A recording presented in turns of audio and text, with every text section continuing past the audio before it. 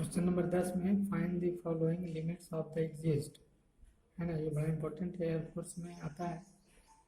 आपको engineering, basic engineering में greatest integer से संबंधित सवाल आ जाता है, तो ये आपको पढ़ाया गया था पहले भी, है ना। ये ग्रेटेस्ट इंटीजर का पद हम लोग को पहले आ चुका है ना, अलजेब्रा पढ़ाने वक्त ग्रेटेस्ट इंटीजर। वैसे हम लोग यहाँ समझ लेते हैं थोड़ा बहुत। ये बड़ी ब्रैकेट में जो लिखा हुआ है ये ग्रेटेस्ट इंटीजर है। ये क्या है? ग्रेटेस्ट इंटीजर, इंटीजर महत्तम पूर्णांक, महत्तम पूर्णांक। क्या आपको महत्तम पूर्णांक क्या है? तो महत्तम पूर्णांक बताया गया था कि मान लेते हैं कि जैसे 3 है ना। तो 3 एक पूर्णांक है, इसलिए ग्रेटेस्ट इंटीजर का भी मान 3 होगा। लेकिन यदि 2.5 है ग्रेटेस्ट इंटीजर में, सेट थ्योरी में भी आया था, है ना। इस तरह का पद सेट थ्योरी में पढ़ाने वक्त आ गया था। तो 2.5 को हम क्या लिखेंगे? 2। यानी जब भी लिखा जाता है तो इंटीजर में जैसे लिखा जाता है। अब जैसे यहाँ पर आपको 0 है, -1 है, 1 है, 2 है। तो यहाँ आपको मान लेते हैं 2.5 है, तो इंटीजर क्या होती है आपको? -1, 0, 1, 2, ये इंटीजर है। 2.5 इंटीजर नहीं है, इसलिए इसको 2 लिखते हैं। मतलब ये आपको 2.5 का मतलब है 2 जोड़ दशमलव, है ना, 5। ये 2 को ही लिखा जाएगा, ये इंटीजर ही राशि लिखी जाती है। 3 तो इंटीजर है, इसलिए 3 लिखा गया। अब आपको ये ध्यान देना है कि मान लिया जाए कि ऐसा है -1.5 इंटीजर में। आपको ये -1 यहाँ है और 1.5 यहाँ है माइनस में, इधर आपको 2 हो जाएगा, चूँकि -2 इसके बीच में 1.5 होगा। तो ये इंटीजर नहीं है ना। तो जस्ट इससे छोटा जो होगा वो पद होगा। अब जैसे इसी को हम लोग लिखेंगे तो आप लिखोगे कि -2, है ना, और जोड़ 1 दशमलव क्या हो जाएगा? 5 दशमलव 5 -2 जोड़ दशमलव 5। तो ये इंटीजर ये हो गया इसका, यानी जस्ट छोटा इंटीजर लिखते हैं। तो इस पहले सवाल को यदि हम लोग बनाएं, आप इसको ध्यान देंगे कि इंटीजर होती है या नहीं इंटीजर है, तो उससे जस्ट छोटी राशि होती है। जैसे 2.5 इंटीजर नहीं है, इससे छोटी राशि भी, बड़ी तो हुई नहीं। अब यहाँ पर भी है -1.5, इससे छोटी राशि क्या है? 2, इसलिए -2 लिखा गया। अब पहला सवाल को यहाँ दिया हुआ है इतना, यानी x बराबर आपको 1 है, तो x ग्रेटर देन 1 और x लेस देन 1, -∞ से +∞। अब लेफ्ट हैंड लिमिट, तो लिमिट हो जाएगा x टेंड्स टू 1 - 0 f(x). तो लिमिट हो गया आपको x टेंड्स टू 1, f(x) के जगह ग्रेटेस्ट इंटीजर x आ गया, -0। यानी ये बता रहा है कि आपको 1 से छोटा, तो 1 से जो छोटा इंटीजर होगा वह तो 0 होगा। क्योंकि 1 से छोटा इंटीजर यहाँ 0 है, तो यहाँ आपको 1 -0 का ही मतलब है कि x लेस देन 1 है, यानी x का मान 1 से छोटा है। जब x का मान 1 से छोटा होगा, क्योंकि यहाँ 1 -0 हो रहा है। अब यहाँ तो कहोगे 0 तो कोई अर्थ है नहीं, ये 0 तो एक संकेत है, लेकिन इसका मतलब है कि 1 से छोटा, कुछ ना कुछ छोटा। तो जब 1 से छोटा हो गया, तो 1 से छोटा इंटीजर क्या होगा? 0। यानी यहाँ आपको इसकी वैल्यू क्या हो जाएगी? 0। ये 0 हो गया। और राइट हैंड लिमिट, तो limit x tends to 1 + 0 f(x) बराबर limit x tends to 1 plus 0 greatest integer यानी एक से बड़ा। अब एक से बड़ा तो एक से बड़ा तो 1 दशमलव मान लेते हैं कि x का मान जो है 1.5 भी हो सकता है। यदि इसका इंटीजर लेंगे तो एक ही होगा, इसका इंटीजर क्या हो जाएगा, एक हो जाएगा। तो उस स्थिति में इसकी जो वैल्यू है वन हो जाएगी। लेफ्ट और राइट बराबर नहीं है ना, क्या हो गया, लेफ्ट और राइट बराबर नहीं है। यानी limit x tends to 1 minus 0 f(x) not equal to limit x tends to 1 plus 0 f(x). इसलिए कह सकते हैं कि limit x tends to 1 greatest integer x does not exist, ये आपको अस्तित्व में नहीं है। यानी आपको ग्रेटेस्ट इंटीजर में ये ध्यान देना होगा, जैसा कि यहाँ कहा गया कि ये 3 इंटीजर है तो आपको 3 लिखा गया, 2.5 इंटीजर में है, इससे छोटा 2 होगा, जैसा कि यहाँ लिखा 2.5 में 2 जोड़ 0.5 तो इंटीजर तो 2 है इसलिए 2 लिखेंगे। 1.5 में माइनस 1.5 इंटीजर नहीं है तो इससे छोटा -2 प्लस 0.5 -2 इंटीजर हुआ। यानी जब या तो इंटीजर हो और नहीं यदि इंटीजर है तो उससे जस्ट छोटा। ये सब सेट थ्योरी हम लोग व्यवहार किए थे। अब आपको लिखना है क्वेश्चन नंबर 2। उसी तरह से लिखेंगे आपको दूसरा में 5/2 -∞ से +∞ x बराबर -5/2 तो x ग्रेटर देन 5/2 और x लेस देन 5/2। तो लेफ्ट हैंड लिमिट में हम लोग लिखेंगे लिमिट x टेंड्स टू 5/2 और आपका हो गया f(x). तो लिमिट x टेंड्स टू 5/2 और f(x) हो गया ग्रेटेस्ट इंटीजर। 5/2 का मतलब क्या हुआ, x बराबर 5/2 यानी 2.5। तो इसके स्थान पर आप लिखिएगा कि लिमिट x टेंड्स टू 2.5 ये हो गया x। अब यहाँ आपको 2.5 लेफ्ट में माइनस होगा, ये माइनस हो जाएगा, ये माइनस यानी इससे छोटा। तो इससे आपको जब छोटा ले रहे हैं तो 2 ही मिलेंगे हैं, तो यहाँ 2 जोड़ 0.5 हो गया, तो इससे छोटा 2 हो गया। अब राइट हैंड लिमिट में यदि लिखते हैं राइट हैंड लिमिट तो लिमिट हो जाएगी x tends to 5/2 plus 0 f(x) बराबर हो गया लिमिट x टेंड्स टू 2.5 5/2 को लिख लिया और आपको ग्रेटेस्ट इंटीजर x अब इससे बड़ा है ना, आपको कह रहा है इससे बड़ा, तो इससे बड़ा तो 3 होगा है, ऐसा नहीं कि डायरेक्ट 3 होगा। हम ऐसा लिख सकते हैं कि 2 आपको 5 है तो 6 भी हो सकता है, ये बड़ा है 2.5 से, लेकिन ये भी इंटीजर क्या है नहीं, यानी 2 ही लिखेंगे। यानी कहने का मतलब है कि 2.5 से बड़ा, आप 2.5 से बड़ा भी ले रहे हैं तभी लिखना पड़ेगा 2 जोड़ 0 आपको 5।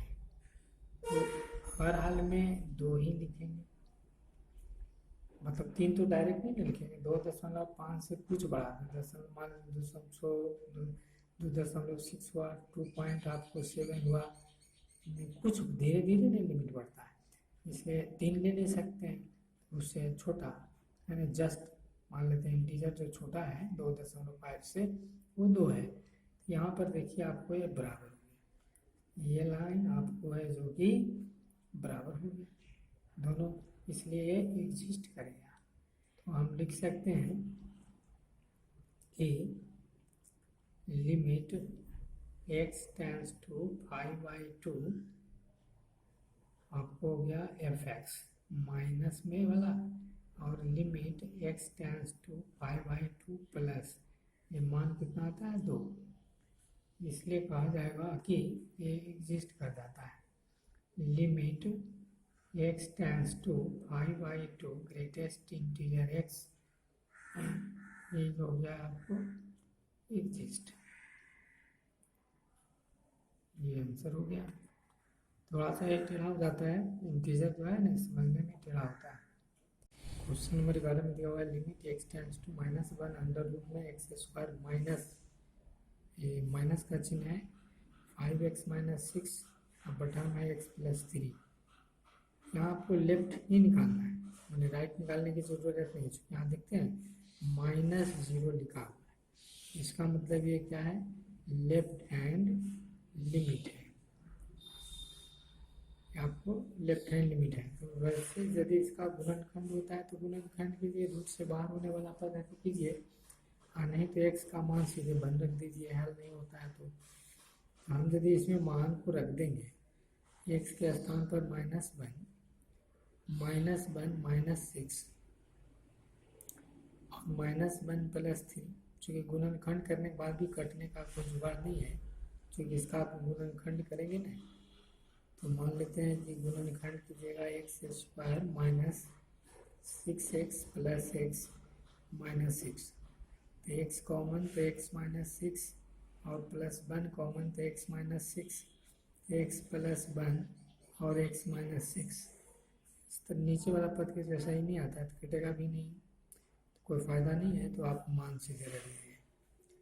तो अंडर रूट आपको हो गया यहाँ पर 1 और माइनस प्लस 5 - 6 और बटे 2, आपको 5 एक 6 कट गया, फिर 0/2 ब्रह्मूल से बाहर 0, ये हो गया आपको आंसर। यानी राइट निकालने की ज़रूरत नहीं है ना, और ये फॉर्म में भी नहीं है। यदि फॉर्म होता 0/0 या ∞/∞, तो इसको हम लोग सरल करते। तो इस तरह का दूसरा हिसाब है 11 का, ये पहला था। 11 का दूसरा में भी उसी तरह से है, लिमिट x टेंस टू 2 -0 और x² -4x + 4 बटा में आपको x - 2। तो यहाँ पर भी आपको ध्यान देने वाली बात यह है कि जैसे ही देखिए दूर रखिएगा नहीं तो 0 हो जाता है, और यहाँ दूर रखिएगा 4 दूनी 8 2 दूनी 4, ये 0/0 फॉर्म हो जाती है। ये क्या है, x के स्थान पर 2 रखेंगे तो 2 दूनी 4, 4 दूनी 8, यहाँ 4, तो ये 4 और 4 मिलकर 8, यहाँ से कट के 0, यहाँ बेटा में 2 दिया तो कट के 0।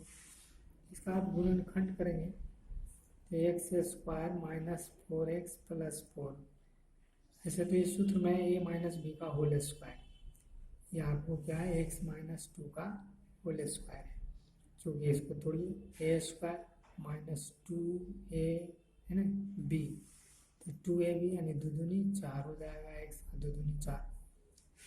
तो आप फॉर्म को हटाइए, 2 हो गया यानी x - 2 का होल स्क्वायर और x - 2, ये आपको फॉर्म हट गया, तो हो गया लिमिट x टेंस टू 2 और बच गया x - 2। फॉर्म नहीं है तो मान पड़ जाएगा, ये हो गया 2 - 2, ये करके हो गया 0। यदि फॉर्म आता है तो पहले फॉर्म को हटाया जाता है, जैसा कि पीछे के चैप्टर में, लिमिट के चैप्टर में हम लोग पढ़े थे। तो ये भी है, ये भी आपको लेफ्ट हैंड लिमिट है, माइनस हो गया यानी लेफ्ट हैंड लिमिट हो गई, तो लिखने की ज़रूरत नहीं है, सिर्फ समझना है कि लेफ्ट का ही मान निकाला जा रहा है। यहाँ क्वेश्चन नंबर 12 में दिया गया है कि f(x) का मान sin 3x/x, जहाँ x <0 लेस देन हो गया, यानी ये क्या हो गया, लेफ्ट हैंड का लिमिट हो गया, है ना, ये हो गया आपको लेफ्ट का लिमिट। यहाँ दिया हुआ है <0, इसका मतलब यह है राइट का लिमिट, ये हो जाती है राइट का लिमिट, राइट की लिमिट। अब ये कह रहा है कि एंड f(x) एग्जिस्ट, यानी अस्तित्व में है, यानी लेफ्ट और राइट बराबर है। ये आप सॉल्यूशन जब करेंगे तो लिखना पड़ेगा ये दिया हुआ है ना, गिवन का मतलब दिया हुआ है। गिवन आपको गिवन क्या है, limit x tends to 0 f x exist है। यानी देन लिख सकते हैं कि limit x tends to 0 minus 0 f x बराबर limit x tends to 0 plus 0 f x. अर्थात ये आपकी लेफ्ट और राइट दिया हुआ है, एग्जिस्ट का मतलब अस्तित्व में, यानी लेफ्ट और राइट बराबर है। तो आप इसमें मान को रखिए, लेफ्ट के लिए मान स्पष्ट है, लेस देन, ये आपको लेफ्ट के लिए आया है। तो ये लेफ्ट में हो गया आपको limit x tends to 0 sine 3x बटे x बराबर लिमिट x टेंड्स टू 0, एक बार और लिख लीजिए, ये हो गया आपको tan क्या हो जाता है, bx बटे bx बटा b। अब देखिए यहाँ पर जो एंगल 3x है वो सेम एंगल होना चाहिए है, यहाँ पर भी होना चाहिए, bx है तो आपको bx होना चाहिए। तो लिमिट आपको हो जाएगा x tends to 0 sine 3x, जो एंगल 3x है वो आपको क्या होती है, सेम होता है ना, हूबहू वही उतारा जाता है, यहाँ 3 से गुना करना पड़ेगा। अब आपको हो गया लिमिट x टेंड्स टू 0, यहाँ कहा गया कि 3x है तो 3x रहता है तो इतना से भाग दिया गया, 3x तो पहले से मौजूद था, 3 से भाग दिए, 3 से गुना किए, भाग बराबर हो गया।